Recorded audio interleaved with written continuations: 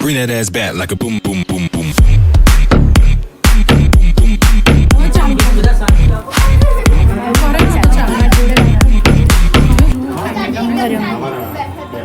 વિધિબેનને આટલી નાની ઉંમરે આટલું જબરજસ્ત ઉદ્યાન તપ કર્યું છે. આ પાંચમા કાળમાં આટલી બધી વસ્તુ વેરાયટી જે એને બધી ગમે છે. આ ઉંમરમાં બધા છોકરાને પીઝા, પફ, ભાજી પાઉં, ચાઇનીઝ, મંચુરિયન, નૂડલ બધું જ ગમે. બરાબર છે. અને અત્યારે એમને ગમે એટલું કહીશ તો આપણને ઈચ્છા છે એમને નહીં થાય. તો આવા પાંચમા કાળમાં એસી જોઈએ છે. પણ એ મોબાઈલ રાત્રે 1 વાગ્યા સુધી જોવે છે. તો આપણે આ બધી જ વસ્તુ દરેકના જીવનમાં આજે આપણે 50-55 વર્ષે પણ છે. બાળકને તો હોય જ પણ આપણે રહી શકતા નથી. તો 50 દિવસ 45 થી 50 દિવસ આ ઉંમરે ગમતી બધી વસ્તુઓ છોડવી. આપણે ત્યાં જૈન શાસનમાં શું કીધું? દીક્ષા એટલે મનમાં ઊભી થતી તમામ ઈચ્છાઓ મારવી. ગુરુજી ભગવાન આપણે કે મારે ઉપવાસ કરવો છે, ગુરુ ભગવાન કે નહીં, તારે એકા શું કરવાનું, ત્યાં સુધી કીધું જે ઈચ્છા થાય મારવી. તો આ એક જાતનું એને 45 દિવસમાં દીક્ષા જેવું જ જીવન કે ગુરુજી કે એ જ કરવાનું. આટલા લોગસ, આટલા કૌશલ, આટલા ખમાસમણા અને બધું જ સમર્પણ. ગુરુ કે બધું જ કરવાનું. જે ટાઈમે કે એ ટાઈમે ખાવાનું નક્કી કર્યું એ પ્રમાણે જીવન 45 દિવસ સુધી સળંગ આપણે તો નક્કી કરીએ ને તો એમ થાય જલ્દી ક્યારે પતે અઠવાડિયું. કોઈ બી સંકલ્પ બી લઈએ, પચકાણ તો છે જ, પચકાણ લેવાની હિંમત બી કેટલી આપણી બહુ જ ઓછી. તો આપણે સૌ એને જાણીએ કે એને આવી કઈ રીતે પ્રેરણા થઈ. આવા કાળમાં 50 દિવસ સુધી જજુનું ગુરુદેવની દેવગુરુની કૃપાથી ધર્મની તો એને કઈ દા વિચાર આવે. ઓલરેડી એ બધા કરે છે, નાના મોટા તપ ઘણા સરસ કર્યા છે ને કરશે. પણ આપણે જાણીએ કે અવારનવાર પરમેશ્વરની કૃપા એની પર કેમ થાય. બધા દેવ દેવીઓ, યક્ષ, બધા પરમાત્મા બોલી લો, બધા વહેલા વાત કરી લો. એટલે કહેવાનો અર્થ શું છે કે આવા પ્રસંગે આવા મૌલિક વિચારો જે એની પાસે આવે, એવું કહેવાય પૃથ્વી પર તીર્થંકર ભગવાન ની સૌથી નજીક કોણ હોય? તપસ્વી. અને આટલું ઉત્કૃષ્ટ તપ કરનાર સૌથી વધારે પરમાત્માની નજીક જેને સાનિધ્ય કેળવ્યું હોય અને એના દર્શન કરવાથી આપણા અનંત ભાવના કર્મોની નિર્જરા એમને એમ થાય વગર કીધે વગર કરે.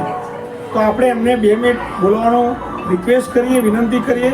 અત્યારે ઉપવાસ એટલે વધારે નહીં બોલવા દઈએ, ઘડિયાળ ના કાઢે. 2 મિનિટમાં તો મારે વક્તવ્ય આપવાનું છે કે તમને આ પ્રેરણા કઈ રીતે થઈ અને કઈ વસ્તુની તમને મનમાં થયું કે મારે આ કરવું જોઈએ, કરવું છે. કારણ કે અનાદિકાળના સંસ્કાર હોય તો જ આ થાય. તો બોલો આ 2 મિનિટ અમને વધારે જણાવો. બેસે બેટા બોલશો તો ચાલો. હા બરોબર. આશીષભાઈ વિડીયોમાં ચાલુ છે, નજીકથી લો ને, નજીકથી લો. ઝૂમ થઈ જશે, ઝૂમ થઈ જશે.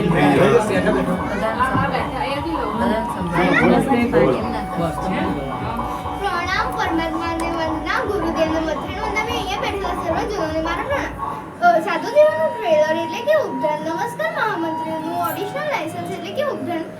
મને ઉપધાન કરવા માટે પ્રેરણા આપી તેમની સૌથી પહેલા વાત કરું તો મારા પ્રિયમાં છે મમ્મી, પપ્પા અને મારી દીદી. ખૂબ જ ઉપકારી છે. મમ્મી તો મારી સાથે 35 પણ હતી એટલે સૌથી વધારે તે જ મારી ઉપકારી છે.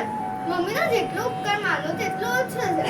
મેં અઠાઈ કરી તો પછી મારી મમ્મીએ પણ મારી સાથે અઠાઈ કરી. મેં ઉપદાન કર્યા તો મમ્મી બસ ખાલી મારી લીધે જ 35 કરવા હતી. તો પછી મમ્મી મારી સાથે 35 કરવા હતી. संसार में सब कुछ बोगस है, उपदान में 100 लोग है. संसार में जड़ बंधन है, उपधन में 4 देव बंधन है. संसार में अतिक्रमण है, उपधन में सुबह शाम प्रतिक्रमण है.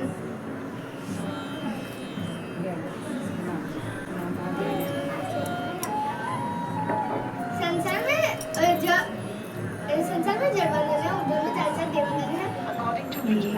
આટલી જે ક્રિયાઓ કરી એ દરમિયાન તમને ક્યારેય થાક લાગ્યો હોય, એમ થયું હોય કે ઘરે જતી રહું, એવું કંઈ થયું? આટલા દિવસ ફટાફટ ગયા ને? ખૂબ જ નાની ઉંમરમાં ઉપદાન કરવા મળ્યા છે અને મને તો બહુ જ મજા આવી ઉપદાન કરવામાં. અમારે ત્યાં ગોટુ મારશે બધા, અમને બહુ જ રમાડ્યા છે. પછી કલ્પના મારશે અમારું મેનુ બનાવ્યું છે. પછી તરુણ અંકલે અમારું મેનુ બનાવ્યું છે. અમારી બધી વિશેષ પૂરી થતી હતી નીવીમાં. તો નીવી હોય, ઉપવાસ હોય કે આંબીલ હોય, નીવી બધાને બસ છેલ્લે એટલું જ કહીશ. આગળ ચડાઈ ગયો તો નીકળી માટે હું તો મોક્ષમાર્ગ પહેરીને જ આવી છું. તમે પણ જલ્દી ઉપધાન કરીને મોક્ષમાર્ગ પહેરી લેજો, નહીંતર મોક્ષમાં ટ્રાફિક જામ બની જશે કે મારે જવું છે મોક્ષમાં, મારે જવું છે મોક્ષમાં. પછી બસ ખાલી છેલ્લે એટલું જ કહીશ કે મંजिल उनको मिलती है जिनमें जान होती है, पंखों से कुछ नहीं होता, हौसलों से ही उड़ान होती है. ડેડી અને એક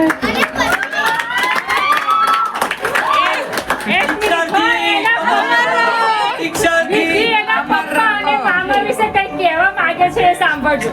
મારા મતલબ અમારી ફેમિલીમાં ટોટલી બધાને જ ઉપધાન થઈ ગયા છે. મને ખબર છે ને બધાને તો થઈ ગયા છે. બસ ખાલી મારા પપ્પા અને મામાને જ બાકી છે. તો પછી પપ્પા અને મામાને જલ્દી તમે લોકો મનાવો અને ઉપધાન કરાવો. બંને જોડે જઈશું હું અને મારી દીદી તો છે જ 35માં. એમને કંપની આપવા. મારી મમ્મી પણ છે 28માં કંપની આપશે બધાને. પપ્પાને મામા મરુદેવ માતાના ફોલોઅર જે સીધા જ જશે. મામાને કંપની આપશે. પછી કાકા પણ આવશે 35માં.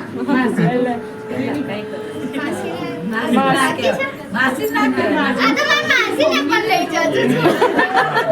અને તું તારા પિયાની પાછળ જજે. થઈ ગયો હવે ટોટલ 45 દિવસમાં શું આપણા મનમાં છેલ્લે શું થયું કે આ વસ્તુ બધાએ કરવાથી શું એમ લાગે? કોઈ પણ વ્યક્તિ 45 દિવસ આવું કરે છે, ધર્મનું બધું જે કે શીખવાડ્યું તમને, એ કર્યા પછી મનમાં અંદર વાતો કેવી થઈ, મજા આવી એટલે શું થયું? ઔષધ કરી બે પિયાની પાછળ જતી રહેજે. છોકરી હતી મને પણ લાગે નહીં એન્જોય કે આ ઉપકરણ કરી શકશો. અને એને આજે માઇકમાં બોલ્યું. એ જ્યારે માટ પહેલો હતો ત્યારે એને માઇકમાં બોલ્યું કે મારે દીક્ષા જોઈએ, મારે દીક્ષા લેવી છે, મારે સંયમ જીવનમાં જીવવું છે. પપ્પા પ્લીઝ મને રજા આપી દો. જેને સાથ અને